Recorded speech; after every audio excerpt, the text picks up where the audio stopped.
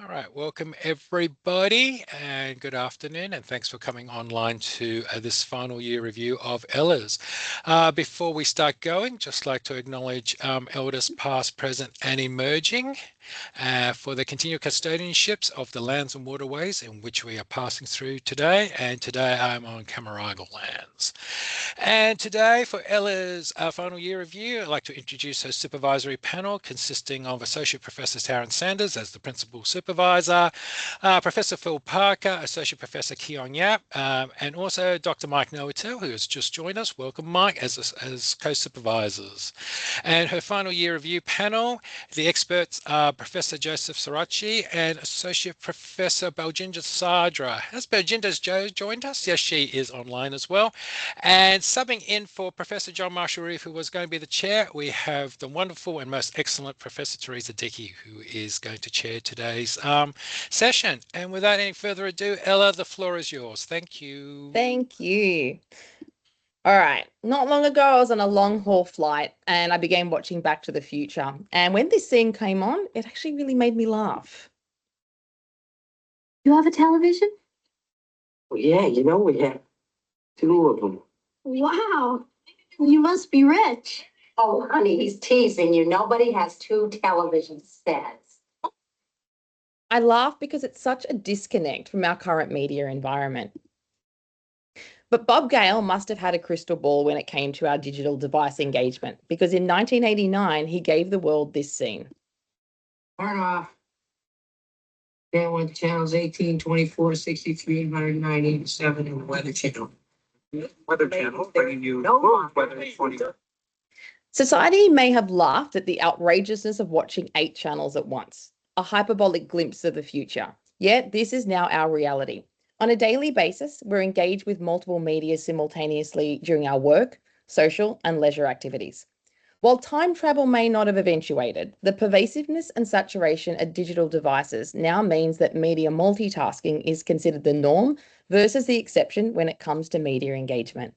In society, we are now teaching children to multitask before they can even focus on a single activity.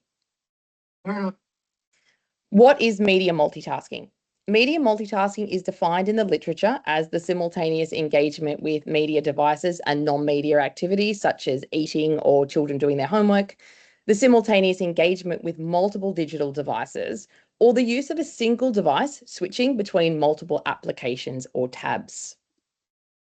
You're probably thinking, what's the big deal? 1 screen, 2 screens, 3, what difference does it make? But it's not just about the screens or the time spent on them. It's about the switching and the volume of information that we're taking in. The constant jumping between devices, combined with the vast intake of information, has been found to disrupt cognitive control. It fragments attention, strains cognitive load, interferes with executive functioning and self-regulation.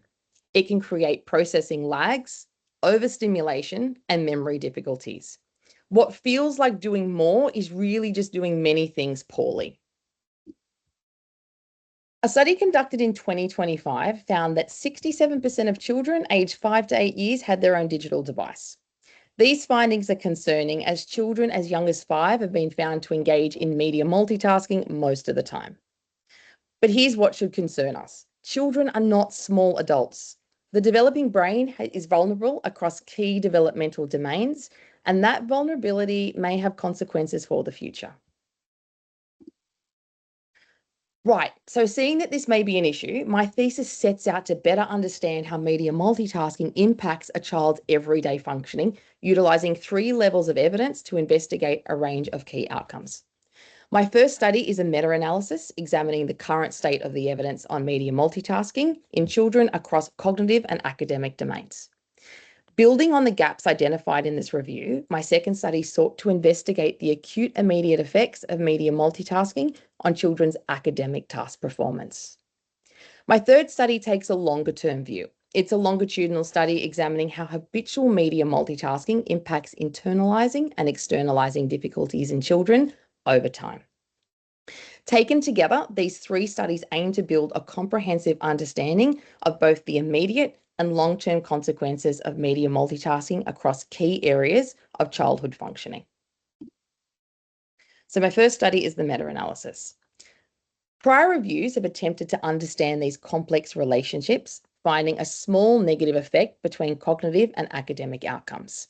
However, these findings were in an adolescent and young adult population. Children, despite being a generation growing up surrounded by screens, have largely been overlooked in the review literature. Although these current review studies have significantly contributed to our understanding of these important relationships, limitations exist. So the purpose of my review is to address these limitations. Firstly, as part of it, I've included children as this population has been ignored within the review literature. Further, prior reviews have generally only included self-report measures. My review included experimental and performance-based measures to provide a more objective and holistic view.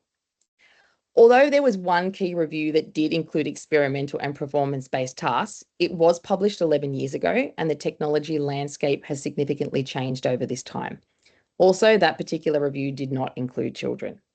Finally, academic outcomes have been consistently overlooked in prior reviews, so my review addressed that gap directly. As part of my inclusion criteria, I included any type of quantitative study that looked at the association between media multitasking and my chosen outcome. As long as it included one definition of media multitasking, I did include background television, but excluded music studies as that's a specific genre. Outcomes, as long as it included one outcome relating to cognitive control, executive functioning, self-regulation, memory, attention, academic performance, GPA, homework. And population, as long as the sample size was under 16 years.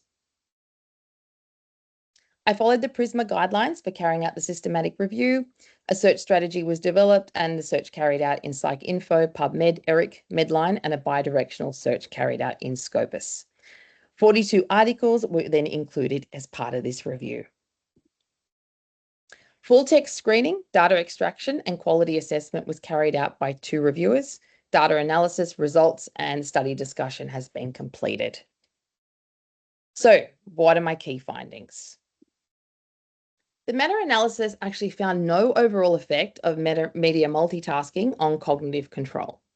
However, a significant small effect was found between media multitasking and academic performance and learning outcomes. The findings present a striking paradox. Despite researchers suggesting that cognitive control difficulties are precursors to poor academic outcomes, our findings tell a different story. Importantly, we found that both cognitive control and academic performance and learning outcomes were nuanced by moderator variables. Namely, device type was a significant moderator for both cognition and academic outcomes. Media multitasking combinations moderated academic outcomes, while age and measurement type were associated with cognitive control outcomes. So when we look at measurement effects, how we measure media multitasking and cognitive control matters. Performance-based measures demonstrated a small to moderate negative effect on cognitive control. However, when young people had to rate their performance, cognitive control using self-report measures demonstrated a small to moderate positive effect. This is the performance perception gap. Young people believe they can media multitask, but the objective evidence says the opposite. And because screen switching is largely automatic and unconscious, most of them are not even aware that it's happening. Interestingly, the gap disappears for academic outcomes. Young people seem to know when their learning is suffering. Age also matters. Younger children were found to be more vulnerable to the effects of media multitasking on cognitive control. Although the effect size was small, it suggests that the incremental increase in age is associated with the reduced impact on cognitive control outcomes. However, when it comes to academic performance, age made no difference. Younger children and adolescents were equally affected. When we looked at the why, as children get older, their cognitive abilities do improve. However, their media multitasking behaviour has also been found to double between the ages of 8 and 12 years, which may cancel out any developmental advantage. Also, academic demands increase with age, meaning the cognitive cost of media multitasking may simply keep pace. How children engage with multiple media also matters, because not all screen use is equal. Passive engagement or background television was found to negatively impact cognitive control outcomes. In contrast, device types also matter. Engaging with modern digital devices compared to background television was found to impact academic performance. Combinations also matter. Children engaging with multiple media simultaneously perform significantly worse than those combining media with non-media activities during academic performance. My review also highlighted the need for objective and accurate measures when measuring media multitasking, as the current research relies on self-report measures which are prone to inaccuracies. Further, most of the existing research is limited on understanding contextual and individual factors that may influence the relationship between media multitasking and cognitive control and academic outcomes. And lastly, there's a lack of research in primary age children, and when research is conducted within this age group, there's a focus on background television versus the current immersive technology. To address some of the gaps identified in the systematic review, Study 2 will be an experimental study examining modern media multitasking effects in children. Ethics approval has been granted and recruitment and data collection is underway. So the systematic review found that increases in media multitasking was associated with decrements in academic task performance, however, not cognitive control. Within the literature, a moderating factor that may explain media multitasking engagement is self-regulatory ability. As self-regulatory ability is still developing in children, it's critical that we understand how it influences children's engagement with multiple devices. So what is self-regulation? Self-regulation consists of a three-dimensional construct that includes cognitive, behavioral, and emotion regulation. The three dimensions are fundamental to achieving goals, meeting situational demands that underscore the self-regulation process. Self-regulation is the reason that some of us don't act like children and throw a tantrum when our devices are taken away. So self-regulation is the ability to manage our emotions, impulses, and behavior. It works as a balance between two systems, our automatic gut reactions and our conscious ability to pause, reflect, and redirect them. In an ideal world, these systems work together. But when we're stressed, fatigued, overstimulated, or we've been engaging in media multitasking, our cognitive control weakens and our impulses take over. This is where self-regulation breaks down. In a recent study in a group of adults, the researchers found that lower levels of self-regulatory ability was associated with increases in media multitasking engagement, rapid task switching, lower time on task, and overall just poorer task performance. Therefore, the aim of my study is to understand the acute consequences of media multitasking use on academic task performance and the role that self-regulation plays in children.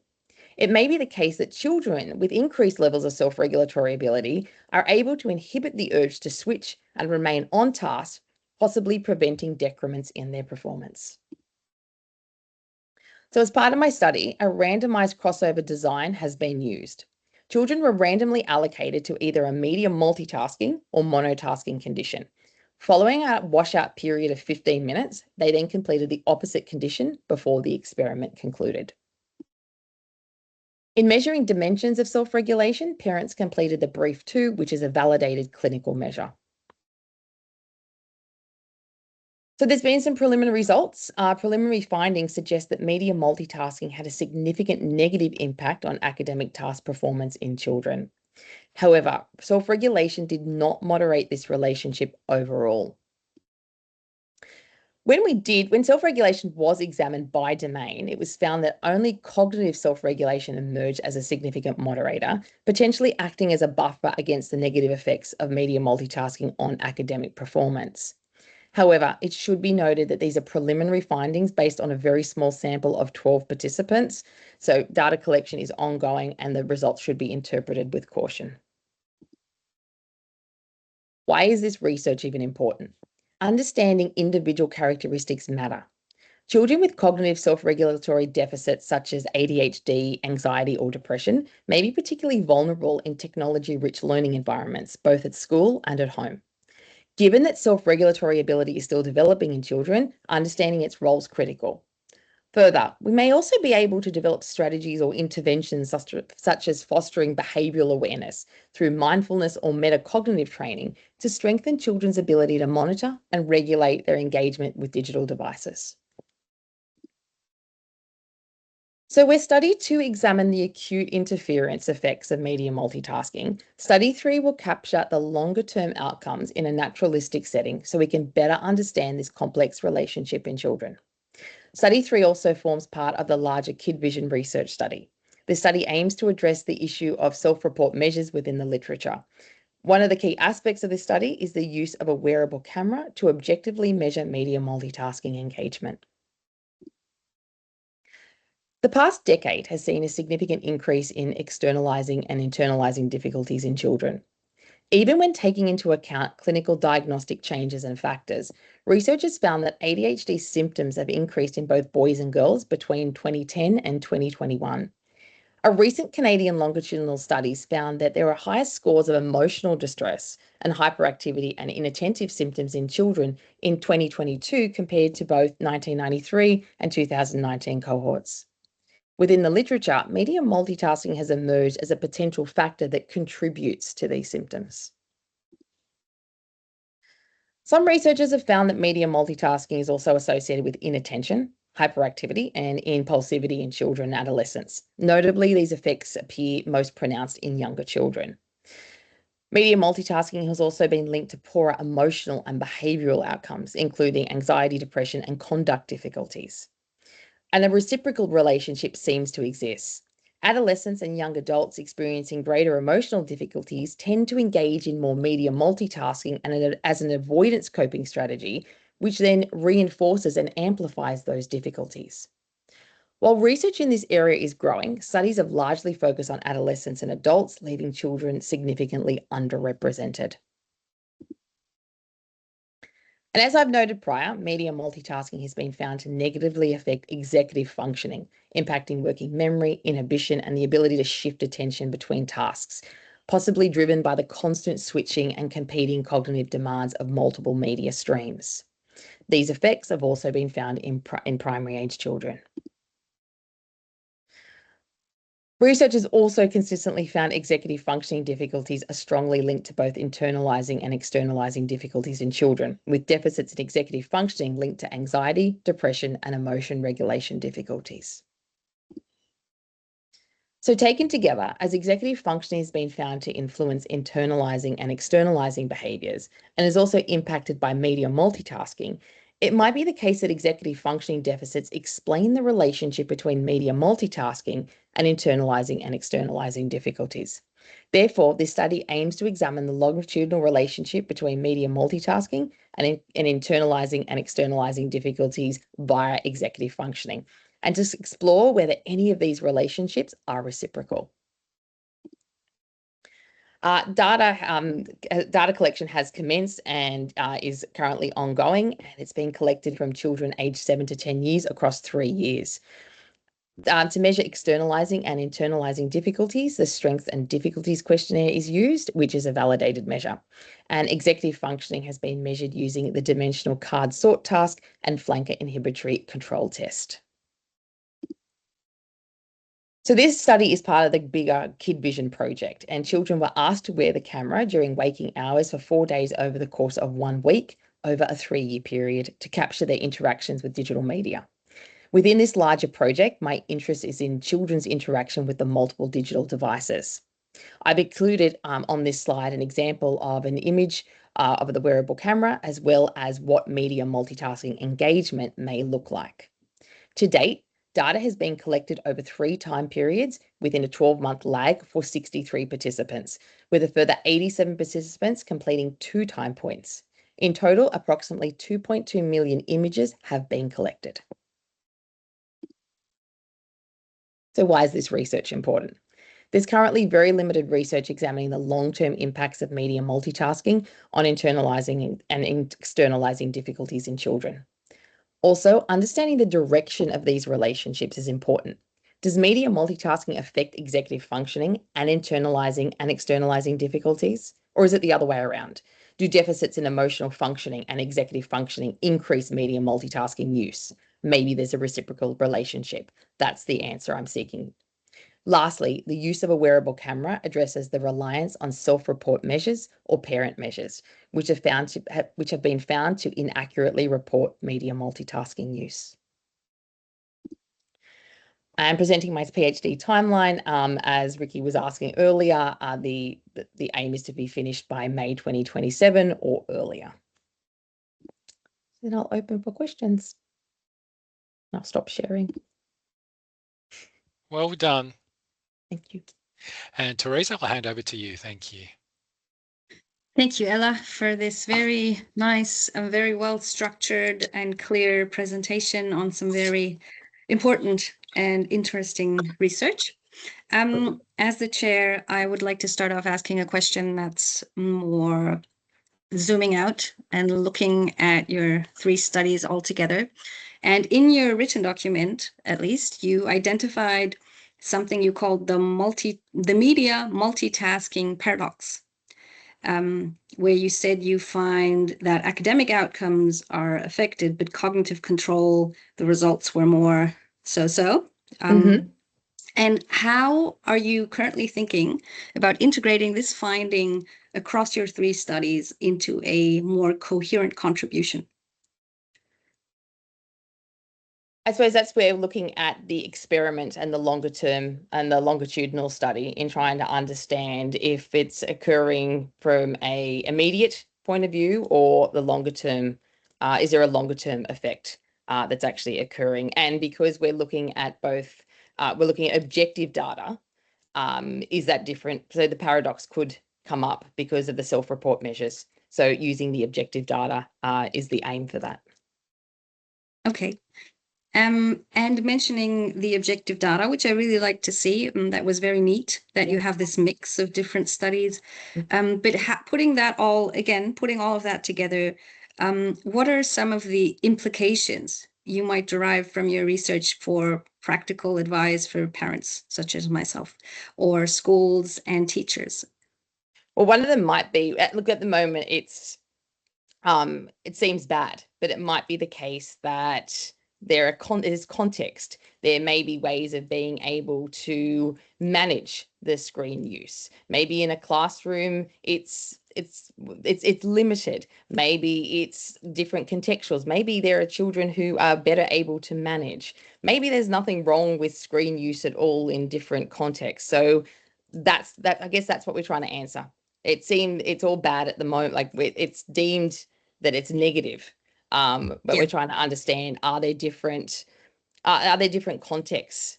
Are there different skill sets that individuals might have that might protect them from screen use? And is there interventions, as I've noted in the 3rd study and 2nd study too? Can we develop metacognitive mindfulness interventions where children then become aware of their screen use? So you're saying it seems all bad, but it is not all bad? But it might not be all bad. Yeah. That's the question I'm seeking to answer. How could it not be all bad? Well, there might be different, it might be different contexts. So maybe if a child is using a screen used for school purposes rather than for entertainment purposes, maybe that might not be as bad as, say, using it for entertainment purposes that's distracting. Maybe that there might be something that's picking up that might be supporting a child, which is trying to answer the question whether if it is all bad. Okay. Thank you. I then hand over to the panel. Joseph, you're already unmuted, so I'm just going with you first. Yeah. Okay. In your first study, you make a distinction between passive exposure, like just background television, and active engagement, like multimedia multitasking. But your manipulation study 2 looks like the iPad just kind of sits there and they're not required to engage in it. So is that classified as background or is it actual multitasking?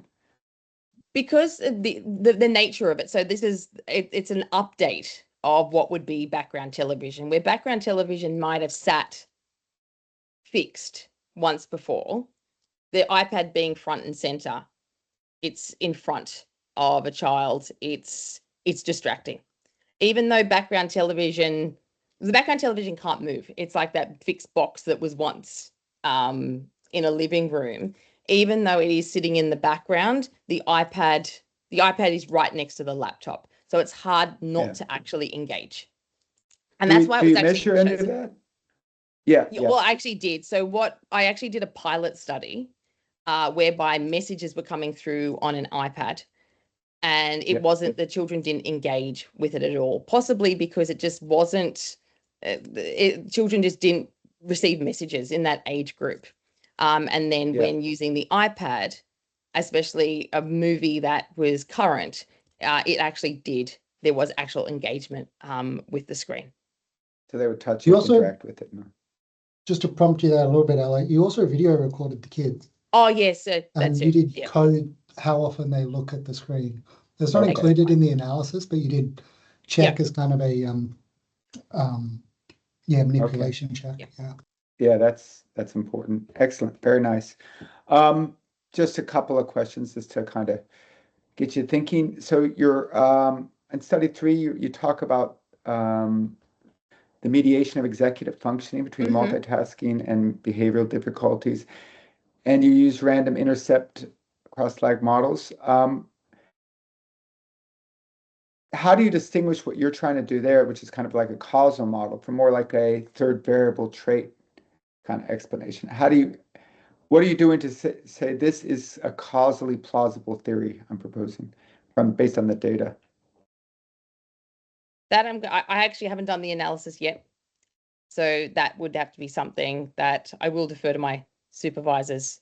Okay. Like, It'd be things like temporal precedence and things like that. Yeah. Okay. All right, thank you, Joseph. Belginda, you're up next. Sorry, Herb, we'll ask you after the panel's done. You can ask your first question, okay? Thank you. Thank you for the presentation, Ella. That was very well done. I have a couple of questions, reflections, I suppose. The first one, it's a little picky. The systematic review seems a bit dated. And I wonder if you've had a chance to look at more recent literature to see if an update might be valuable. Because 2021 is a little bit old. The other thing that I wondered about, in your study too, the students, the children, were they asked what sort of show or movie they could watch on the iPad? Do you think that matters? Yes. There was a list, so a created list, and it was the most recent movies that were out. So it was enticing for them to watch. Is that then okay? It's almost like setting up a condition where it would be really enticing, which is not necessarily ecologically valid, because in many cases when a background something is playing, a sibling or something, because that's what you discuss in your in setting up the study. If a sibling is playing something, there's no guarantee that it will be of interest to the student, or if a parent has something on in the background. So there's already kind of if they are choosing it, they want to watch it. So you're kind of setting up a stage where distraction's going to happen. So just one thing to consider. A couple of other things that you may want to reflect on is in your study, one, the risk of bias was quite high. In the light of that very high risk of bias, and in the light of small sample in study 2, and the kinds of issues that Joseph has alluded to as well, the difficulty in causal attribution in study 3, given these limitations of all the 3 studies, what sort of implications do you think do you think these data or this collection of studies would have for drawing the conclusions that you're drawing for the theories that you have? So study 2, I'm still collecting data on that. It is a very small sample at the moment, but the aim is for at least 50 students. So I do acknowledge that, and it is small at the moment, but that is to increase. In terms of study 3, again, that will be something I'll discuss with my supervisors. Something to reflect on. Yeah, sure. Thank you. All right. Any more questions, Joseph and Belchinda? No? Okay. Thank you. Well, Herb, go ahead. You had your hand up first, and then Reinhard.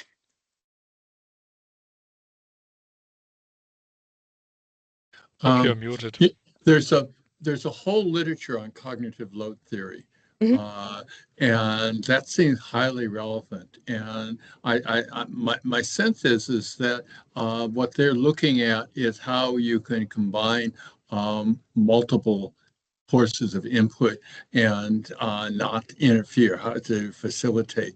And it would seem to me that you're looking only at a distraction sort of perspective, and there could well be a facilitative function going on possible. I guess what your overall storyline is that that multimedia is tasking is bad, and there may be moderators for them, but you don't have any evidence that that's the case.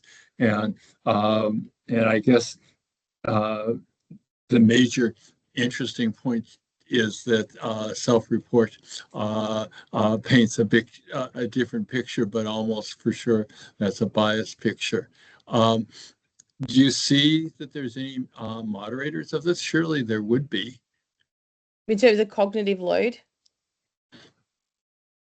Like the cognitive load theory, in terms of cognitive load theory, because I've actually referenced the cognitive load theory or Daniel Kahneman's cognitive theory in my paper.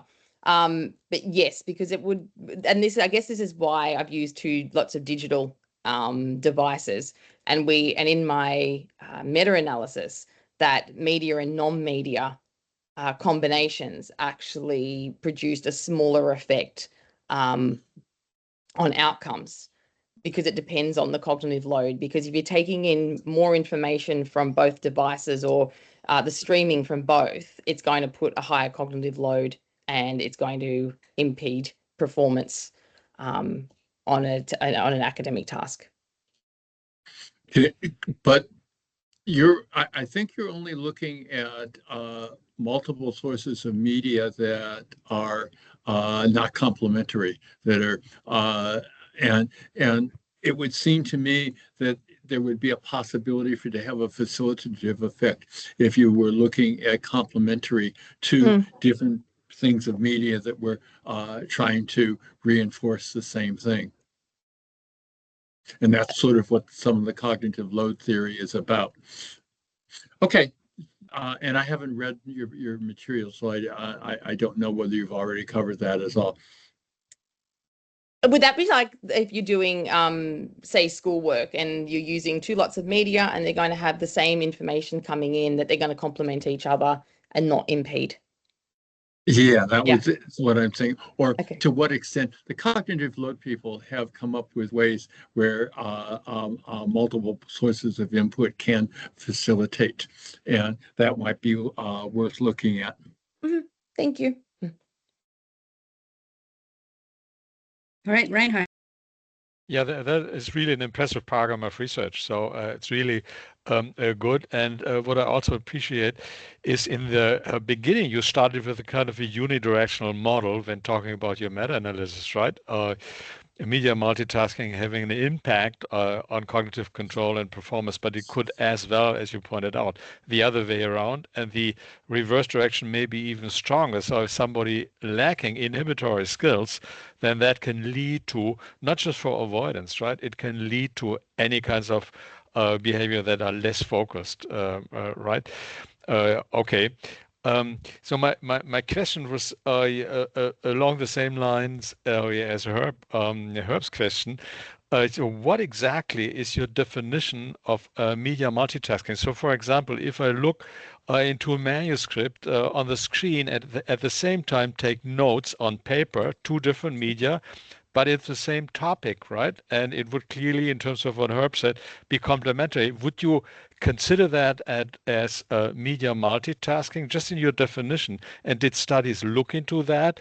Or would the definition really be restricted to, let's say, media covering contexts that are unrelated or even contradictory in relation to each other?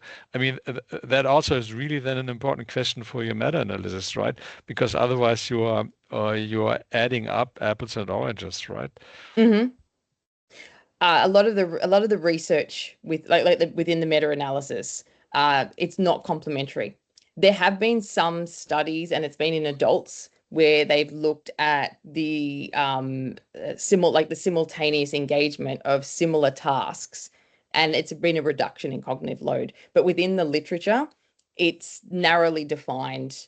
I know it's defined as non-media and media, but when they're talking about it, it's two different tasks. So taking notes would not be the secondary task. They talk about things like having a meal, or doing homework that's not related to whatever's on screen. Because I suppose then if you're doing homework and you're looking at a screen where you're looking at questions and answering them, that would not fit the definition of media multitasking. Okay, I see. But I mean, still, it would be useful, as Herb said, looking into cognitive load theory, but also more generally, the literature on multimedia learning, right? And what they found out, for example, since decades about the effects of seductive details not related to the contents. And just, I mean, the cognitive processes going on, but that would be a micro perspective that is not implied in your study designs, right? But conceptually, the cognitive microprocesses that are going, perceptual processes that are going on while attending to different media or switching between different media, right? That might be an important addition to your molar perspective. I mean, over long time spans and so on. Thank you. And on that note, I think given the time, I'd like to thank Ella once again for her time. And also she has sacrificed her birthday, which was on Monday, to finish up this presentation and get all her final year reviews done. And as somebody who currently has 6 screens in front of him in the office, I'm very interested to look forward to Ella's results. But please give another round of applause to Ella. Thank you very much, Ella. Well done. Thanks, Ricky. Thank you. And can I just ask the final year review panel and the supervisory panel to stay online? And for everybody else, thank you for your time and have a lovely afternoon. Thank you. Bye, Ella. Thank you. Bye. Thanks.